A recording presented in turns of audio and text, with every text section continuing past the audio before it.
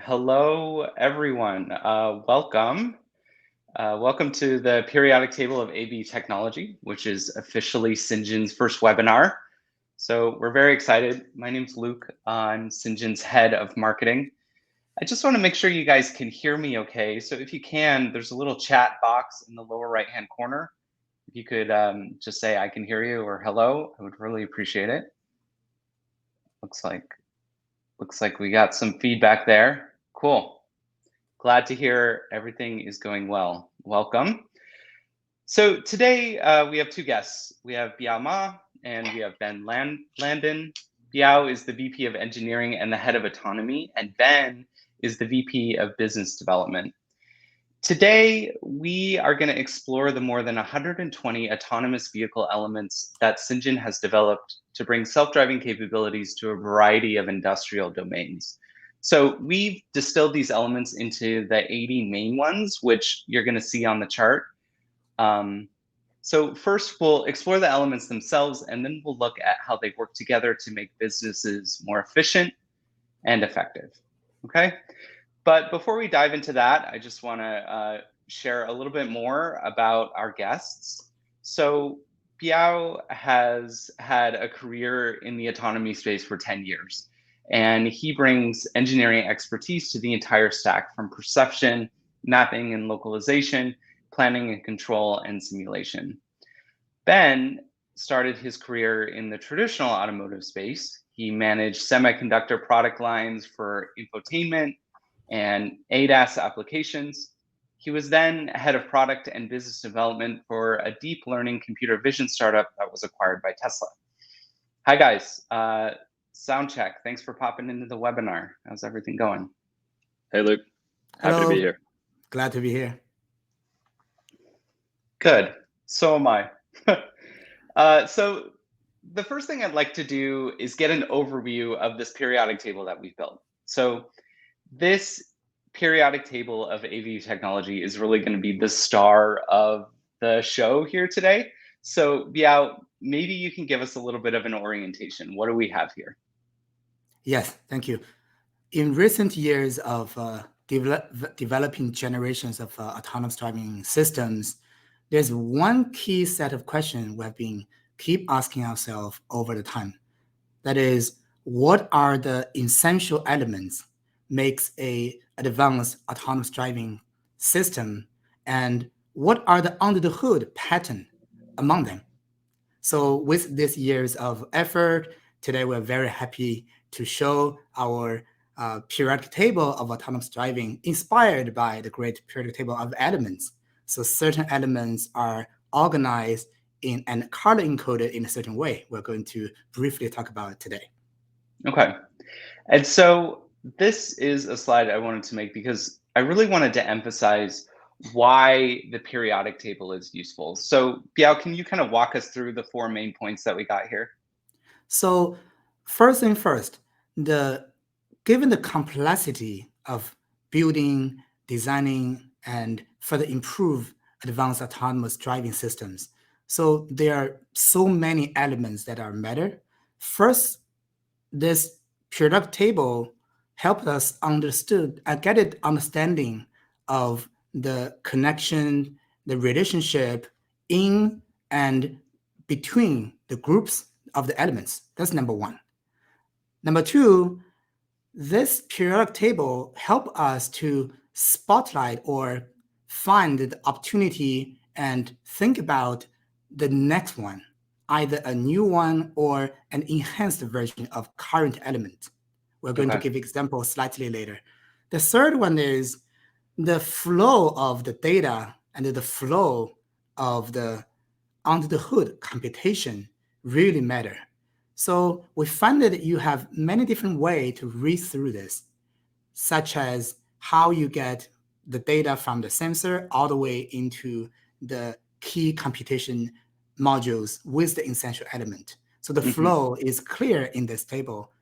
The last one, but not the least, is having a holistic view, a bird's eye view of the whole system really help us to identify and solve the system in a cross-functional way and not have the tunnel vision having a broader vision. So sometimes the key to the solution of one area actually sit in a different part of the table. So I think those are the 4 key attributes we find is very useful, help us internally and help us communicate the system externally with us, with our customer and partners. Got it. And speaking of customers, so these reasons here are really great in terms of the R&D of AV technology and the engineering side of things. Ben, what do you see as the benefits of organizing our technology for the business case or on the business side of things?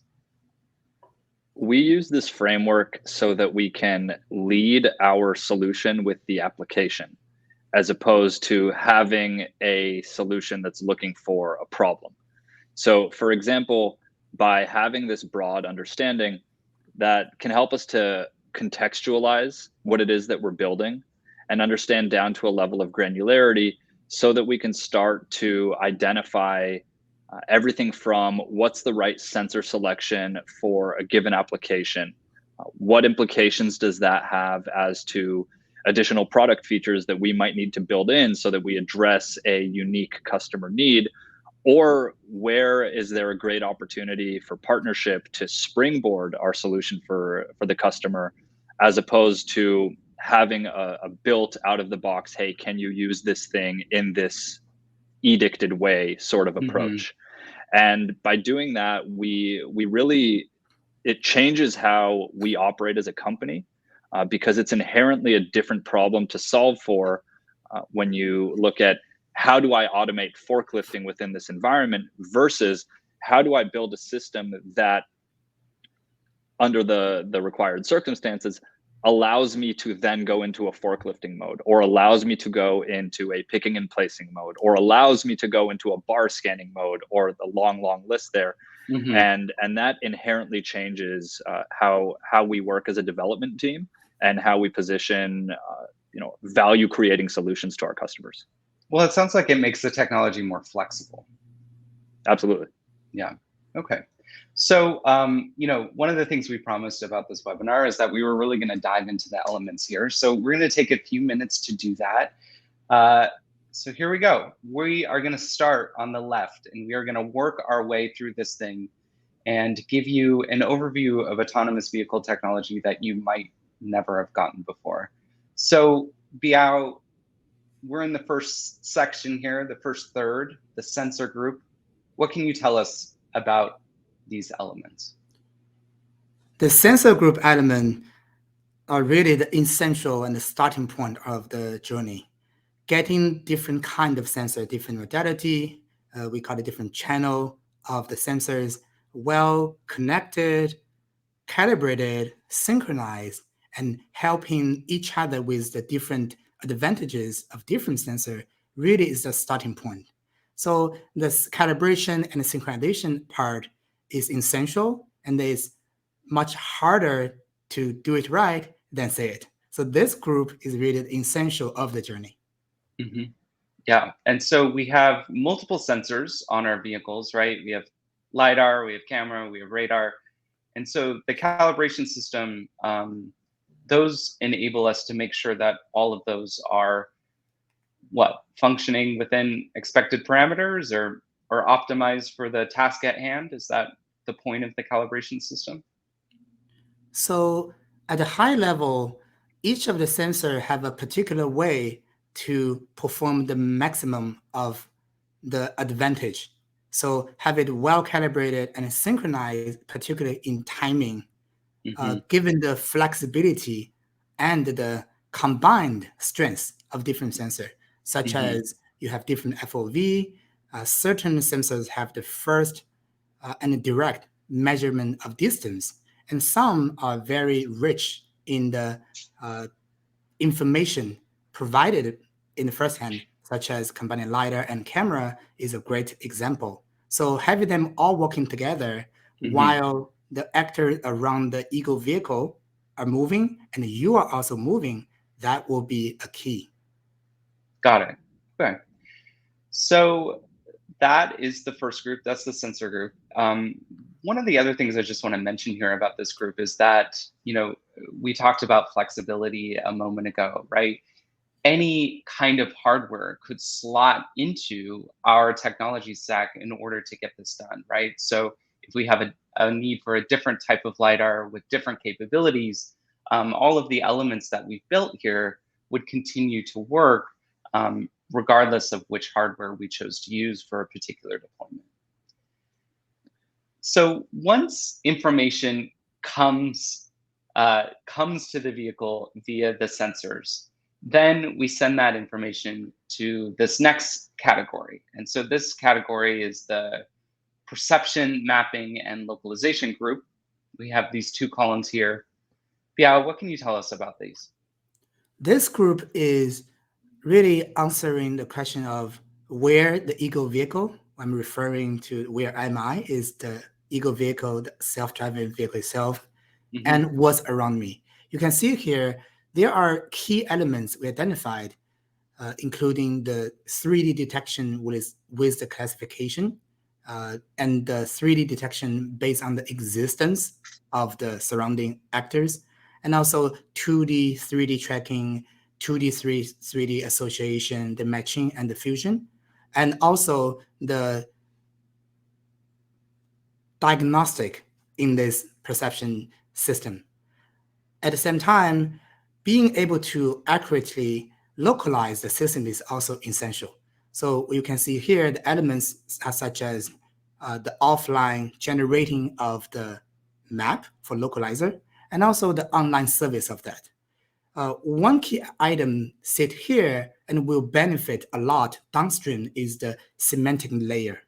The semantic layer is really the behavior boundary for downstream system of how to make prediction, decision, and planning. So we're going to talk about a little bit later. So knowing where I am, what are the boundary of the ego behavior, and also what's around me, give the capability for the ecosystem to think about the next step. Yeah, I find the semantic map to be kind of one of the most interesting parts of this entire chart. Ben, I'll throw that to you. Maybe you could just explain for everyone here kind of what the semantic map is and how it functions in an AV solution. Yeah, so semantics means meaning, right? It means understanding. So it's one thing, and I think this is a great analogy into what perception, mapping, and localization actually does with that sensor data. That sensor data is incoming raw data. You need to make sense of it to be able to use that information to make advanced driving maneuvers, to do things safely, to predict where objects are going, which we'll get to as well. So with that semantic layer of the map, we're really creating that additional form of information for the vehicles to use that can include everything from required stops to stations at which we expect some action to occur, which is something that we put into the hands of our customers so that they can program that according to the workflows of their site, or that we can use so that we optimize the autonomous operation of the vehicles. So it's really that layer of the map that essentially tells the system, the autonomous driving system, the things that we take for granted as human drivers that we use by looking around and seeing stop signs or understanding what certain lane markings mean when we're out driving on the roads. Yeah. So, for those watching, you may notice that we're really talking about the flow of information, right? It's coming into the sensor group. It's going into this layer of perception, mapping, and localization. So let's talk about what happens next. So here we have the path planning group. So Biao, give us a rundown. What's the path planning group? So this group is really about thinking through the action, including, first of all, how the routing are generated. We have point-to-point and bus mode in our product that is currently being built, and the adaptive prediction framework have two key elements. One is the relevancy prediction. So now I know what's around me, what is relevant and what is not relevant. So that takes intelligence to understand the environment, the driving, and what are the surroundings. The second prediction is a trajectory prediction. So now I know one of the actor is relevant. What is the expected trajectory of the actor may or may not intersect with where I'm going. Knowing that, the flexible framework of decision making around either the key elements here are we need to decide on traffic, decide on object, and combining them into one plan, which is leading to the trajectory planning and the speed planning, where and how fast I want to drive on the trajectory planned. So, and of course, the key element also included the diagnostic of the systems. So this group is really about think before take action. Thinking before taking action. Yeah. Okay. Yeah. So it seems like the last set was really about kind of helping the vehicle identify where it was in space or the environment, creating that map, setting the rules of the road. Here, it seems like this group is more about detecting other obstacles in the road and in the environment. Is that right? So the detecting part is in the perception localization group, like where I am, what's around me. This is based on the already detected objects. Okay. So once the objects are detected, then it's time for the vehicle to start making some decisions about what to do with that object that's detected. Exactly. Okay. Ben, do you have anything to add? This one's fairly self-explanatory.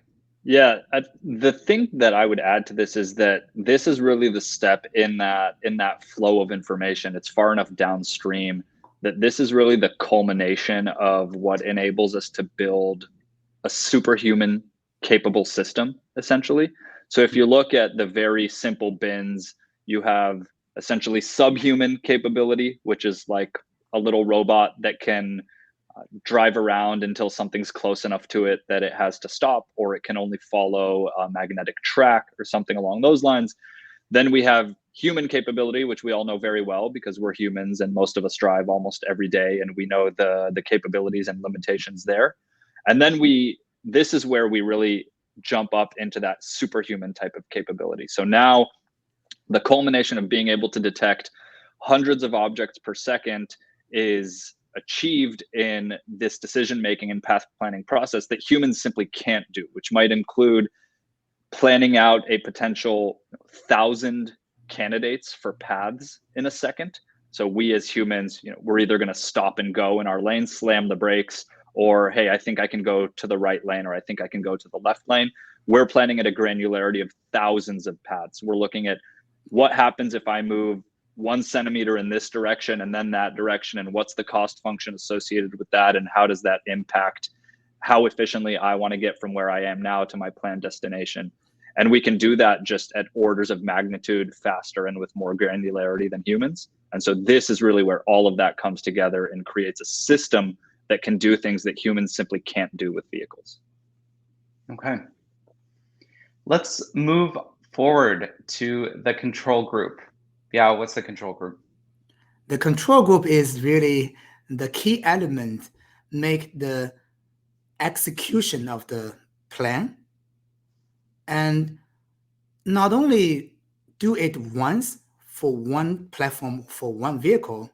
These groups are putting together the key element to make it flexible enough that how this part can be done in an intelligent way and flexible way. If you look at the key element here, the path following control system and the adaptive steering system, adaptive speed control system, the reason it is adaptive, it is actually adapting to the key attributes of the driving, adapting to the plan, the upstream is sending here, and also considering the platform and with different configuration. So having this adaptive steering, adaptive speed control for this part is really making the execution part smooth and flexible. Also, the drive-by-wire system is having one element that we put here, which is the drive-by-wire abstraction layer. In Cyngn, we put our system and brought it up with a variety of driving platforms. How that could be done with a very efficient way is really the benefit from these key items. So, and one more thing I want to highlight here is we built the automatic system ID, which is the automatically identify and extract the system identification from the control perspective. So as you can see, the different vehicle are very different in terms of the driving behavior and the response given a steering, acceleration, deceleration. So being able to automatically do that really improve the efficiency and further reduce the cost of identify improvement and identify places to improve. So this is all about, now I have a plan. How do I control myself, meaning the ego vehicle, in a smooth, flexible, and agile way? And it sounds like we've built elements here that make it much easier for us to identify which vehicle we're plugging into. It makes it easier for us to identify how to send signals to the vehicle in order to control it. So, presumably that makes us exactly to your point, right? That's how we can be adaptive, and that's how we can bring this technology to really any use case there may be. Exactly. So those are, under the hood, are architectural technical choice, that the abstraction of a layer and the flexibility and automation of that automatic extraction system ID, for example. Yeah. Ben, anything to add? This was a decision that we made early on that is rooted in the fact that we are a software company and that we always aimed for that to be our core competency. So there's undoubtedly just as with most decisions, there are trade-offs, and it is easier to have full control of the hardware and to write software that works in a totally optimized way with a specific hardware set. But we looked at that and we thought that that was not thinking far enough into the future of what industrial applications needed, especially considering their fragmentation and the various different vehicle form factors that are used in those types of settings. So we took on a more difficult technical challenge to say, we're going to complicate our scope of software here, but we're going to do that knowing that autonomous vehicle solutions are not coming tomorrow. And when I say tomorrow, these were discussions that were had in 2016. But we're going to do that so that when it is time to scale up and commercialize, we are the ones that are not confined to a very specific hardware set. And that's going to put us in a position to address more of our customer needs, to expand across their fleets. And it's something that I think, strategically speaking, puts us in a unique position. Great. All right, so we have a couple other groups to go through, rounding out the main vividly colored part of the periodic table. We have the fleet management group. So Biao, give us a tour. There are two things to highlight in this group. One is, it's important for the customer understand the system, and also it's important for the customer to manage the fleet. So we see the item here in the HMI visualization. So those are the ones that visualize what the eco vehicle is thinking and is trying to do. Upon that, there are teleoperation system we built in the bigger picture of the system that included the teleop redundant sensors and the teleop system itself. So with that, the runtime understanding how the fleet is doing is also important for the customer. So the runtime analysis center, routing in the system, sending out through the cloud and visually represented there is a critical element. So not only runtime analysis, the static analysis is equally important. There's also a key element here. So with this element, the fail-safe maneuver is also a critical item when the expected behavior is identified, the current status of the system is communicated, if anything unexpected happen, the fail-safe response is also essential. So those are around what the system can communicate in a visual way, and what are the ones that we think are the essential element to analyze on, monitor on, and fail-safe response on. So later part will be the cloud and fleet management part. Not going to the detail, but equally important, the analytics system helping both improve the system and also help the customer to end of the day drive the business value. And Ben can talk more about that. Yeah. Yeah. So these are essentially the apps that we've built on top of the autonomous vehicle technology that ensures that it's, running exactly as expected and is a top performer, and then also connects well with the customer via teleoperations and an HMI system. Ben, what can you tell us about the final column there? The point I think that we're making here is that, and it's really the through line of this periodic table, is that there are layers of complexity to the technology here that are not necessarily valuable for our customers to even interact with. And what we envision them doing is having a simple to use system with interfaces through mobile, through their computers, that let them see the important stuff to them about their business, the workflow, the business insights, how things are going, when they're there, all of that, so that they don't need to worry about this complex stack of lidars and fail-safe maneuvers and the things that the technology suppliers and integrators obviously are top of mind for us and our partners. And so this is an interesting amalgamation of the most customer facing, some of the most customer facing elements here, which is really how customers interact with the vehicles, and the under the hood, behind the scenes, don't worry about it. The vehicles will drive themselves. They'll do what you tell them to through the interfaces, and rest assured that it's taken care of. And so this is striking that balance of, here's insight into why you can rely on these vehicles as well as you can, but here's why you don't have to actually interact with them directly, because you have these nice interfaces to let you focus on your business and not on the nuts and bolts of the autonomy. Got it. All right, let's move on to the gray boxes.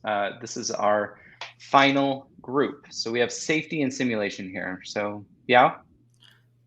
This group is really about how do we make sure we have a redundant system.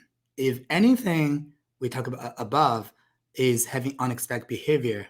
So first of all, the basic safety redundant sensors, we have a dedicated system, actually a dedicated hardware and dedicated software for a system we built called virtual bumper. And also the security system, the black box data recorder have a sliding window recording the data. On top of that, what are the essential systems to make building autonomous driving system efficient and go through the human clock time and really leverage the efficiency and power of big data and the data flow, have it data informed and data driven development, and the pipeline and the platform need to be built to make the system and development of the system successful. Those are the elements on the bottom part, including the data pipeline through the extraction, recording, annotation. Some of them are learning intensive, so the learning system is an essential element. And some of them require not only the learning-based evaluation, but also a detailed evaluation across the systems. So those are the ones making sure, okay, we have a full usage of the data. Second, the physics engine-based simulation, using the log to generate scenarios for the simulation, using the synthetic data for the simulation. Those are the ones making sure we don't miss the key environment. So, and the last point I want to make here is automatically grade on the performance to have a DSL, domain-specific language, to making sure we can automatically go through each of the corner cases, making sure the system is performing as expected. So those are the ones that around safety and simulations. Okay. So we've sort of jammed them onto a single slide, but it really does seem like these are quite separate entities. So in the darker gray, what we're having are safety redundancy to ensure that the system is keeping everyone safe at all times, no matter what. And then the lighter gray is an entire toolkit that we've built out in order to make it easier for us to deploy autonomous solutions and to give the vehicles the data and training they need to function perfectly. Is that a good summary, would you say? Anything I'm missing? Yeah, we need to build a system, and we need to also build a great system to keep improving and making sense of the driving. Yeah. Ben, any thoughts? This is the previous slide that I spoke to. If you look at our product offering, the Enterprise Autonomy Suite, there was the nuts and bolts, the drive mod system, as we call it, what goes into the vehicle, which the customer only interacts with by nature of the vehicles drive around, and they need to interact with those vehicles. And that's where that Cyngn insight layer comes in. That's the UI UX. So what we're seeing here in the gray boxes is the third pillar of our EAS system, which is what we call Cyngn Evolve, which is really that's our treasure chest for all of the data that we collect. Lets us always stay on the leading edge of pushing the technology forward, collecting new data, training on new object models, simulating to however many scenarios we need to simulate to. And Luke, to your earlier point, that is the connection between the gray and the light gray and the dark gray boxes. You shield yourself from introducing safety risks by simulating them and doing that in the digital environment before you take it out into the real world. So while these are different systems, they're very interconnected. And this is for us what really lets us continue to drive the technology forward, continue bringing new improvements, new updates, new features, and really is a major differentiator for us. Great. Okay, I appreciate you guys walking us through. That is about all of the time we have for the overview of the elements. I want to kind of, as we wrap up here, I want to wrap up by looking into the future. So Ben, where do you see AV technology going as we go forward? I've worked in AV technology for several years now, and I think it's a perfect example of the old Harvard MBA adage that people are not looking to buy a 1/4-inch drill. They just want a 1/4-inch hole, because nobody woke up 100, 200 years ago and said, I wish we had, wheeled things that drove themselves around. That would really make my life better. Technology goes through a progression where humanity started using vehicles to do work that we could not do very well ourselves, to carry around heavier loads, move faster, etc. And only recently have we realized, hey, we might be able to make these things drive themselves so that we can continue doing the work that clearly the vehicles are good for. And that can open up a lot of different opportunities for us as humans, ranging from not needing to be in a place that is unsafe for a human to operate a vehicle, to letting humans do things that is not clear how we would have machines do them for us. And so I think we're in this really interesting phase of the mobility aspect. The ability to move a vehicle from point A to point B is, in one sense, just the utility that is the prerequisite to building a lot of killer apps on top of it. But the kicker is that it's a very complex utility that's very difficult to build and get into place. And that without doing that, without having these fully autonomous vehicles, you can't even begin to produce the killer apps on top. Yeah. I want to drill into that a little bit. So tell me what you mean by killer apps. Yeah. So killer apps is really what can the vehicle do for us that we are doing right now, either inefficiently or not in a safe enough way, or that it's detracting from other things that humans are really good at that they have to do less of because they have to stop and move this vehicle and then go back to that higher value generating situation. So we're looking at various different projects and opportunities that range from removing a human completely from a place where right now they either walk around or drive around with the vehicle and literally drop explosives into the side of a mountain, which I think it's pretty clear why we want humans far away from that, to moving thousands of pounds within a facility where the packing of those thousands of pounds is something that is bespoke from tote to tote, that right now it's not so clear how robotics would go ahead and pack up that type of cargo. So you need the humans packing up the cargo, but then the moving is an always on type of function, and you're taking people away from packing to do the moving portion. So ranging from that and into then ancillary functions that exist once you can automate those, like, hey, I've got a vehicle with all these sensors that's moving cargo around for me all day. I might close my facility at night and I'm staffing security. I've got cameras all over the place. Well, we've got sensors on these mobile vehicles that can become your security guards, or they can move around, and while they're moving cargo, they can scan barcodes. So there's all these layers of applications that can be built on top once you have this capability to move autonomously that we're really just starting to get into. That's great. Well, it sounds like we will be adding many, many more colorful elements to the periodic table of autonomous vehicle technology. So yeah, thanks both for joining me today. I think this is a really great overview. And it's incredible to see how all these systems can come together and solve these like complex real world problems. So I want to thank everyone for coming. As a final send off, we want to invite you to visit cyngn.com.